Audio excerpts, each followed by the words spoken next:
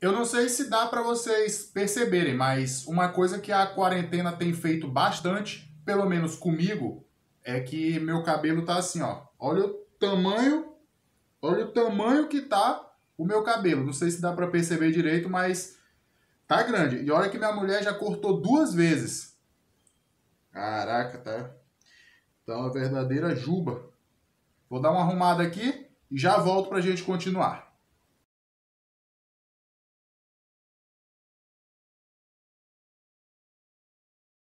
Olá! Sejam bem-vindos para mais um vídeo e hoje eu vou contar para vocês a história de um grupo de supostos gangsters que lá no início dos anos 2000 assustaram a população maranhense.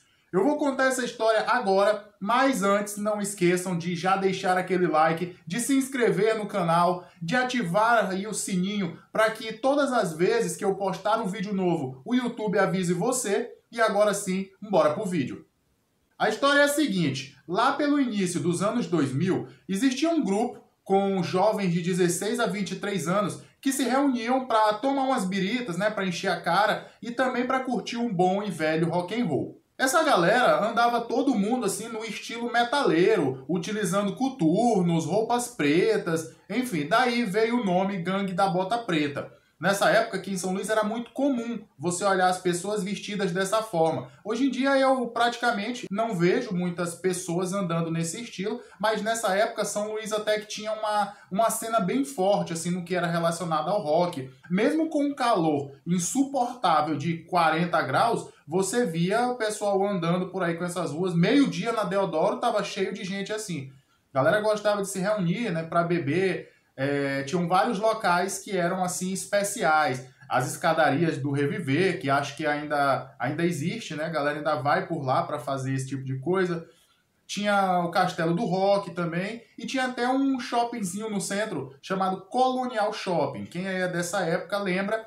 Ali, se você for pela Rua Grande, tem onde hoje em dia é Le Biscuit. Ali, mais ou menos por perto, era um Colonial Shopping. Então, ele pegava de um lado ao outro, de uma rua a outra, você podia entrar pela Rua Grande e sair na Rua da Paz, ou fazer o caminho inverso, entrar pela Rua da Paz e sair pela Rua Grande. Então ali era um shopping, muitas tribos diferentes se juntavam, incluindo a dos metaleiros. Aí tinha a dos estudantes, o pessoal ia lá para gazear, tinha um pessoal que ia no pós-aula, enfim, vários grupos se reuniam ali. E esse termo gangue, talvez você também, que é um pouco mais jovem, não escute muito falar, não saiba muito o que é isso, mas esse termo era muito utilizado para grupos que se reuniam para fazer certas coisas, como pichações, para brigar, enfim, para algumas coisas. Inclusive, hoje em dia a gente só escuta falar em facção, e toda vez que eu escuto esse nome, facção, me dá uma saudade da época que São Luís tinha várias gangues e não facções. No início, esses garotos que se reuniam, eles eram ali das áreas do João Paulo, do Ivar Saldanha, da Alemanha, essas regiões ali pertinho.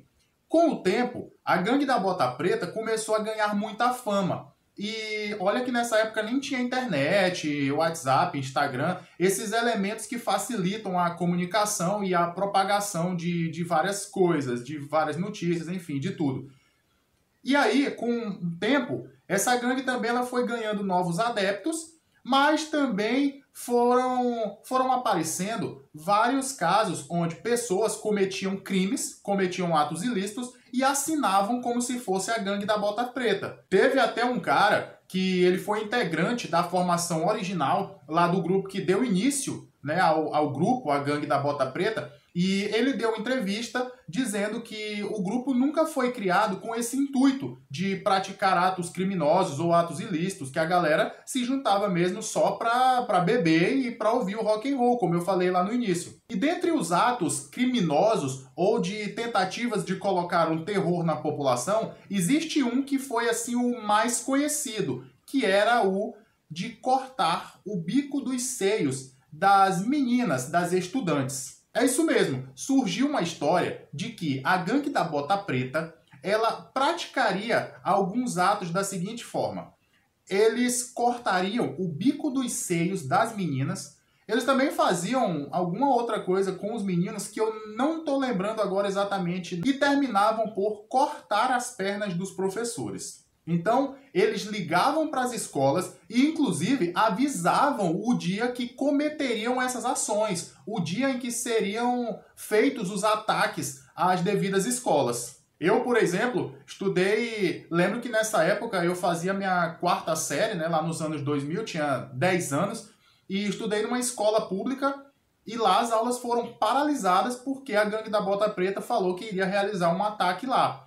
E era muito engraçado porque, assim... Essa escola, ela só tinha alunos nessa faixa etária. A quarta série era a última série da escola. Então, no máximo ali você encontrava crianças de 10, 11 anos. Claro, existiam alguns casos extras, né? Existia gente com uma idade um pouco mais. Mas na sua grande maioria era essa faixa etária, no máximo 10 a 11 anos. E daí você via que não existia assim... um pouco a preocupação psicológica para com os alunos. As professoras, elas falavam abertamente sobre esse assunto. Então, acontecia algo mais ou menos da seguinte forma. Professora, por que não vai ter aula amanhã? É que a gangue da Bota Preta falou que vai vir aqui na escola, vai cortar o bico dos seios das meninas e arrancar as pernas dos professores. Ah, tá. Então, é mais ou menos assim que acontecia, saca? A preocupação com os alunos, principalmente essa parte psicológica, era muito menor do que o que tem nos dias de hoje. É claro que hoje em dia ainda falta bastante, ainda tem muito o que evoluir, mas hoje, claro, já é muito maior do que o que tinha naquela época. E essa história de cortar o bico dos seios das meninas surgiu da seguinte forma. Existe um cara chamado Antônio Marcos que ele fez uma pesquisa sobre as gangues de São Luís. E ele disse que o que aconteceu é que tinha um casal, um menino e uma menina, eles estavam se drogando e namorando, e quando eles já estavam assim bem triloucos, a menina pediu para que o rapaz arranhasse o bico do seio dela utilizando um caco de telha. Era uma espécie de fetiche sexual. E assim o cara fez, foi lá e realizou esse desejo. Então, alguém ficou sabendo, essa história começou a se espalhar, ficaram sabendo que o rapaz que praticou a ação era um fã, vamos dizer assim, da gangue da Bota Preta, e aí a mídia já começou a espalhar que gangue da Bota Preta cortava bico dos seios de estudantes. Certo? Então, a mídia teve um papel aí fundamental para espalhar essa fake news.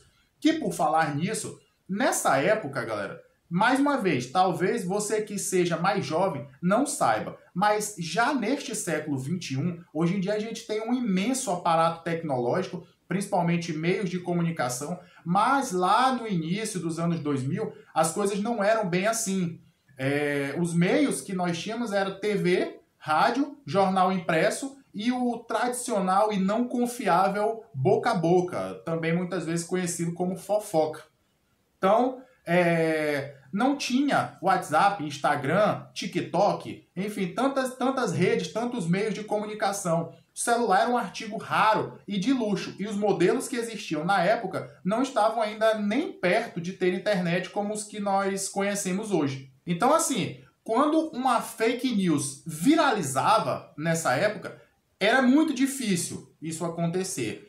Mas mais difícil ainda era que conseguissem desmentir essa história. Então ela ficava rodando aí por anos. Bom, o fato é que a situação ficou tão grave e começou a sair tanto do controle que a polícia resolveu então fazer uma ação mais intensa, colocou mais esforços para poder acabar com essa história de gangue da Bota Preta, e assim foi feito. A gangue da Bota Preta, ela foi dissolvida, ela foi acabada e hoje em dia vive apenas na nossa memória daqueles que viveram nessa época, pelo menos até onde se sabe. E assim foi a história da gangue da Bota Preta. Valeu, galera, muito obrigado por acompanhar mais um vídeo. Não esquece de deixar aquele like, se inscrever no canal, ativar as notificações para que o YouTube sempre avise você quando eu postar um vídeo novo e, claro, compartilhe com todos os seus amigos em todas as suas redes sociais, beleza? Ah, e tem uma coisa que eu quero dizer para vocês.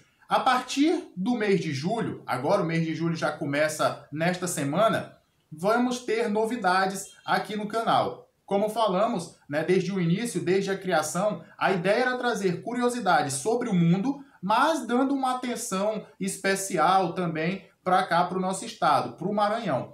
Todos os vídeos até agora têm sido sobre o Maranhão, mas também começaremos agora a fase de trazer notícias e muitas coisas relacionadas ao mundo, relacionados ao fora do Maranhão, beleza? Então aguardem aí que em breve teremos essa surpresa, começaremos a fazer o trabalho dessa forma, beleza? Valeu, galera, um abraço e até a próxima!